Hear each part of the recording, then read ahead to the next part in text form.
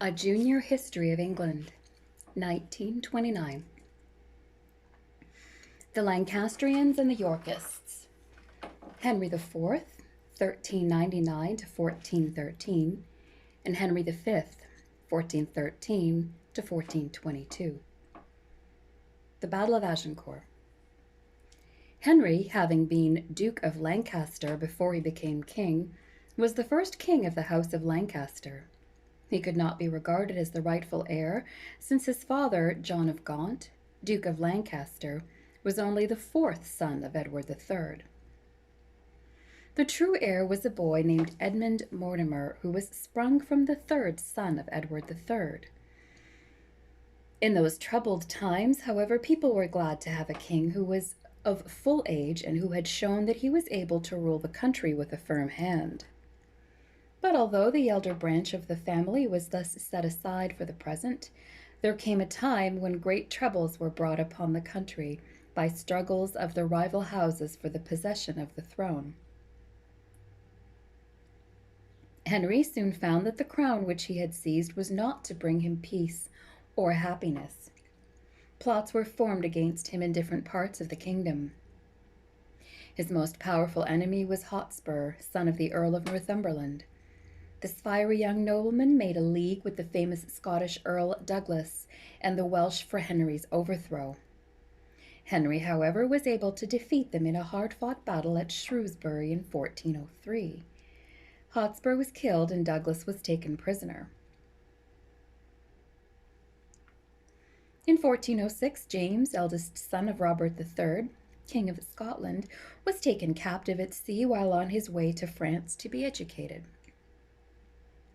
He was only 11 years old and he was kept in England 18 years. He was well treated and carefully educated, and on returning to his native country proved a most learned and accomplished king. Henry IV was succeeded by his eldest son. The new king, Henry V, was said, though probably with little truth, to have spent much of his youth in wild and thoughtless frolics and follies. But he no sooner became king than he showed every desire to be a just and good ruler. The breath no sooner left his father's body, but that his wildness, mortified in him, seemed to die too. He gave up all his former boon companions and took his father's advisers into his favor. Henry, however, could not escape the warlike feeling of the time. In those days, war was a passion and a delight, to the joy of his people, and especially of the barons who had not forgotten the glories of Crécy and Poitiers. Henry determined to renew with vigor the war against France.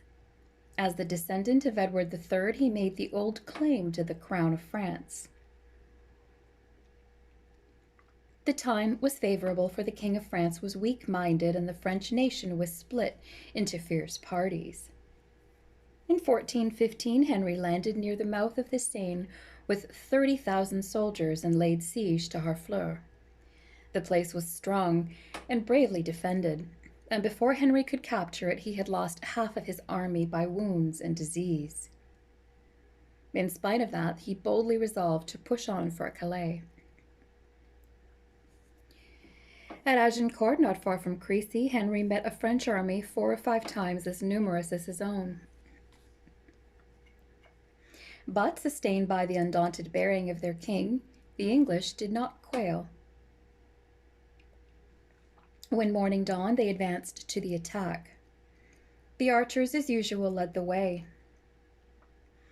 Rushing forward within bowshot of the foe, they planted sharp stakes into the ground to break the charge of the cavalry, and then let fly their showers of arrows against the crowded ranks of the enemy.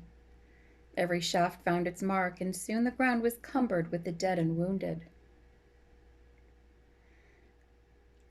The French then galloped to the attack, but were met by Henry and a chosen body of knights. The English king fought with the greatest bravery, pushing forward into the thickest of the fight, careless of the blows that were aimed at him. Fired by his example, the men carried all before them. and in a very short time the French were totally routed. It was a terrible defeat for them, as many as 11,000 of their soldiers being left dead upon the field. Henry immediately returned home and made a triumphal entry into London with his prisoners. Henry again invaded France with a much larger army. He was victorious in every encounter, and at last the French were compelled to sue for peace. By the Treaty of Troyes, made in 1420, Henry was to marry Catherine, daughter of the French king, to rule as regent during her father's lifetime, and to become King of France on that monarch's death. He was now the greatest prince of his time, but he did not live to enjoy his hard-won honors. Just when he had gained the great object upon which he had set his heart, he died near Paris in August 1422 at the age of 35, leaving an infant son. Henry VI, 1422 to 1461. Joan of Arc, loss of the French possessions. The heir to all the power and greatness which Henry V had obtained by his valor was an infant prince, only 9 months old. For some years, indeed, affairs in France were ably managed by the king's uncle, the Duke of Bedford, who showed himself almost as great a commander as his famous brother, Henry V. The late victories seemed to have completely crushed the spirit of the French, and they yielded one stronghold after another till the only place which held out for them north of the River Loire was the city of Orleans, and it was closely besieged by the English. Just when their fortunes were at the lowest ebb, a new and strange leader appeared to inspire the French with fresh courage and to lead them to victory. This was Joan of Arc, a peasant girl from a village in the east of France. Her heart bled for the sufferings of her people, and she daily prayed that a champion might be raised up to deliver her country. She at length believed that she herself was called upon by Providence to lead the French armies to victory. She even fancied that in the stillness of the night she heard voices from heaven telling her to set forth on her mission. To her those voices were real and divine, laying upon her a duty from which she dared not shrink. After many delays, Joan was at length brought into the presence of Charles, the heir to the French throne. She declared that God had sent her to save France and to lead him to the Reims to be crowned. So impressed was Charles by her earnest manner that at her request she was placed at the head of a body of troops intended for the relief of Orleans. Clad in white armor and riding on a charger, she entered the town almost unopposed, and heading an attack upon the English, she forced them to raise the siege. This event, which happened in the spring of 1429, caused great joy in France and proved the turning point of the war. The French now recovered heart, while the English were seized with panic wherever the Maid appeared. Before long, Joan made good her promise to Charles by conducting him to Reims, where he was crowned King of France. The heroine now declared her work was done, and wished to return to her native village, but unfortunately the king would not permit her. Not long afterwards, she was taken prisoner and sold to the English, by whom she was put upon her trial for witchcraft.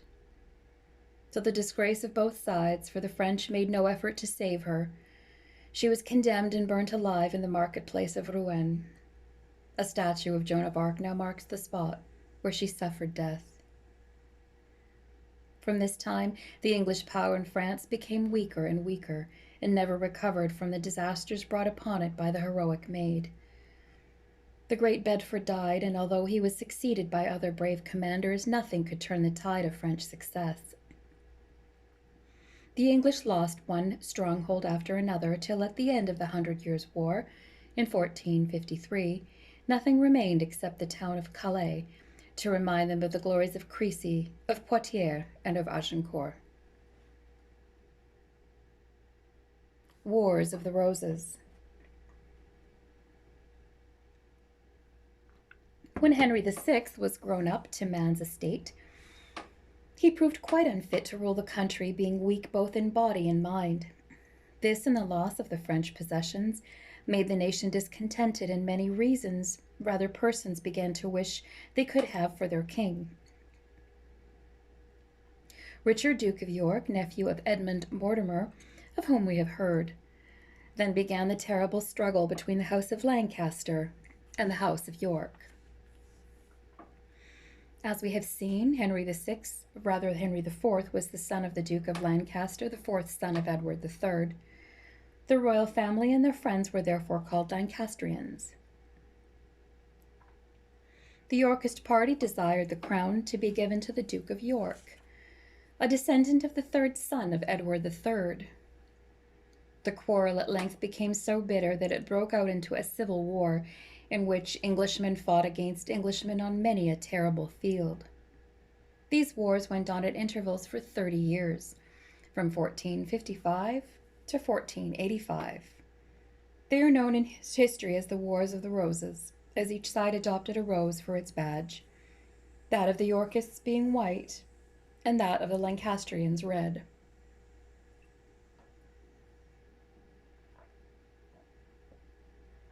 The king had become insane in 1453, and the Duke of York had been made protector of the kingdom. Henry soon recovered, however, and then York took up arms and defeated the king's party at St. Albans in 1455.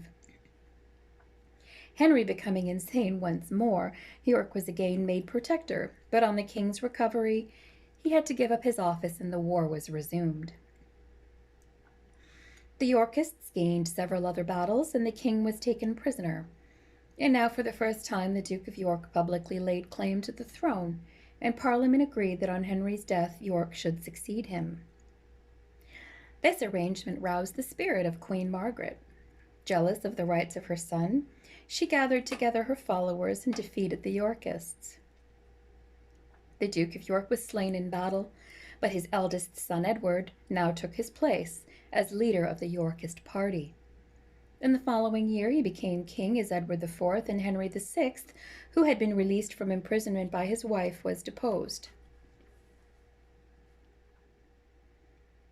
Edward IV, 1461 to 1483, Edward V, 1483, and Richard III, 1483 to 1485. The Wars of the Roses continued.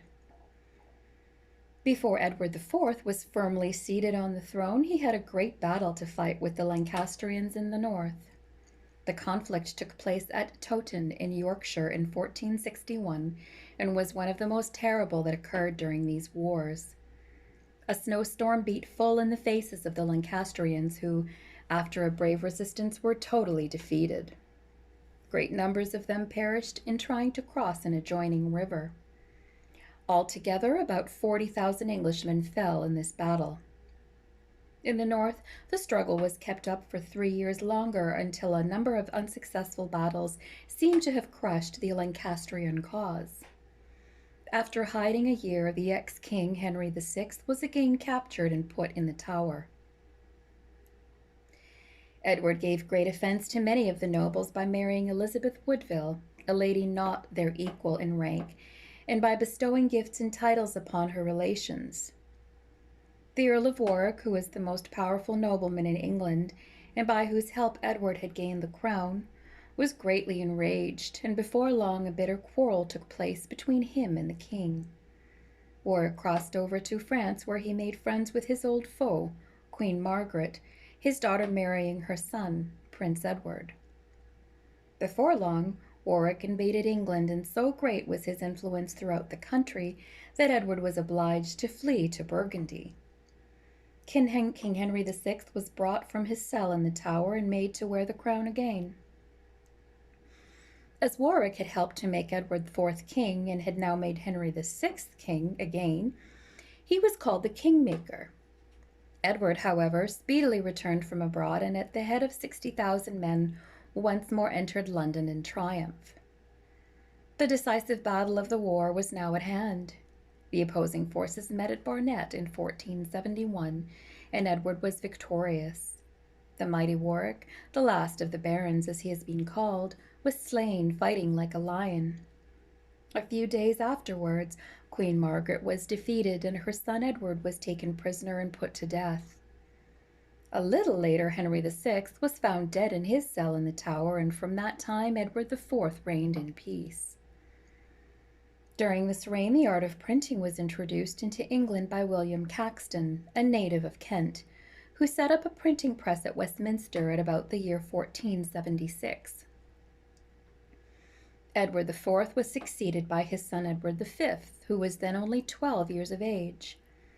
The fate of this prince and his younger brother, the Duke of York, is the saddest in English history.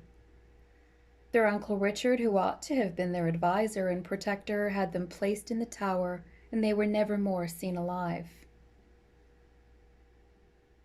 The manner of their death remained a secret for nearly 20 years, but at last one of their murderers confessed that they had been smothered while asleep. Richard was then proclaimed king by his friends, but his reign was of very short duration. People believed him guilty of the murder of the two princes. And before long a plot was formed for giving the crown to Henry, Tudor, Earl of Richmond, who through his mother was descended from John of Gaunt, son of Edward III. Henry was at that time living in France and was regarded as the head of the House of Lancaster. Landing at Milford Haven, he proceeded through Wales into England and was soon joined by many friends. Richard marched as far as Bosworth in Leicestershire to meet him, but on the day of battle many of the king's own side deserted him. Seeing that all was lost, Richard tried to reach his enemy in person, but was slain in the attempt. Lord Stanley picked up the crown which had fallen from Richard's brow and put it on Henry's head. With the Battle of Bosworth in 1485, the Great Wars of the Roses came to an end. The greatest result of the strife was the overthrow of feudalism, which had lasted since the Norman conquest. Most of the old nobles were slain during the wars, and the few that remained were too weak to oppose the king, who had now even more power than formerly.